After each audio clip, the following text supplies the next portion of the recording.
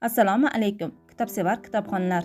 Biz Ohangaron shahar axborot kutubxona markazi sizlarga yozuvchi va shoir Abdulla Qodiriyning Hikoya, o'chirk va hajviylar to'plami kitobini o'qishni tavsiya etamiz. O'zbekiston xalq yozuvchisi, o'zbek romanchiligining asoschisi Abdulla Qodiriyning asarlarini o'qir ekansiz, darhaqiqat adibning qo'rqmasdan haqiqatni ayta olganiga, o'z davrining muammolarini ko'tarib chiqqaniga guvoh bo'lasiz. Adib ushbu to'plamdan o'rin olgan hikoya, o'chirk va hajviyalarida asosan o'z davrining muammolarini ko'tarib chiqqan. Masalan, Uloqda, Juvonboz, Tinch ish hikoyalarida insonning hamisha aqli idrok bilan ish tutishiga undaydi.